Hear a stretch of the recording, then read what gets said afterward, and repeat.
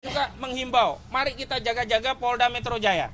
Karena kabar tentang ijazah saudara Joko Widodo yang sudah disita di Polda Metro Jaya harus kita kawal bersama.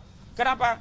Karena banyak kasus sedang nangani perkara besar, akhirnya terjadi kebakaran. Misalkan di Kejaksaan Agung sedang nangani kasus besar, kantornya kebakaran. Nah, kami khawatir nanti nangani ijazah palsu saudara Jokowi, ya kan? Ijazahnya disita Polda Metro Jaya, lalu ruang Polda Metro Jaya kebakaran. Lalu tidak bisa dilanjutkan, kenapa? Barang bukti hilang, kenapa? Kebakaran, lalu ambiar. Tidak. Kita harus memastikan ijazah ini bisa terungkap karena ini berkaitan dengan legasi bangsa Indonesia yang akan kita wariskan kepada anak cucu kita. Kita tidak sedang bicara kita pada hari ini, tapi kita bicara Indonesia di masa depan. Kita bicara legasi warisan Indonesia ini untuk masa yang akan datang, untuk anak cucu generasi selanjutnya. Sejatinya kita tidak pernah mewarisi bangsa ini dari founding father kita, tetapi kita mendapat amanah dari para pejuang-pejuang terdahulu agar negeri ini sampai pada kita dan selamat kita wariskan kepada anak cucu kita. Betul atau betul? Jadi ini tidak, saya tersinggung tadi dalam acara diskusi di Metro di Kompas TV, ada seorang pengamat yang mengatakan isu ijazah palsu ini hanya apa? Hanya dianggap sebagai gosip politik.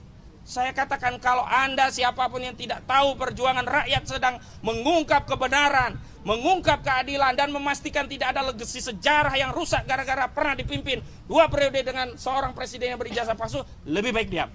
Lebih baik tidak usah bercakap. Lebih baik tidak usah berpendapat. Dan hari ini saya tantang saudara Joko Widodo, kalau memang benar ada orang besar, tunjuk hidungnya. Siapa namanya? Apakah orang besar itu Aguan? Sebut Aguan. Kalau orang besar itu Antoni Salim, sebut Antoni Salim. Kalau orang besar itu SBY, sebut SBY. Jangan mengedarkan fitnah. Ini kan aneh. Mereka melaporkan difitnah oleh klien kami karena ijazah palsu. Tetapi hari ini mereka mengedarkan fitnah. Fitnah itu bukan hanya pada orang yang disebut besar tadi, tapi juga kepada klien-klien kami, seolah-olah kami cuma pion politik. Seolah-olah kami ini orang-orang yang bisa dikendalikan oleh partai politik, orang besar di negeri. Enggak. Kami tegaskan, perjuangan mengungkap kebenaran ijazah ini adalah perjuangan konstitusional. Karena ini perjuangan konstitusional, tolong jangan kaitkan dengan politik apapun.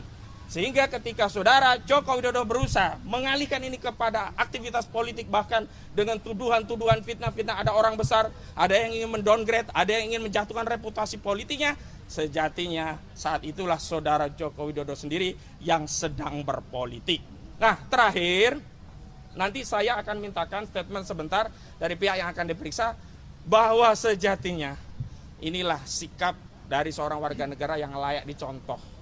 Datang memenuhi panggilan polisi, bukan mangkir alasan sakit, tapi setelah itu justru beraktivitas politik di Kongres Partai Solidaritas Indonesia. Bukan tidak datang ke Polda alasan luar kota jauh, tapi tiba-tiba pergi ke Yogyakarta, luar kota dari Solo, untuk melakukan reuni-reunian.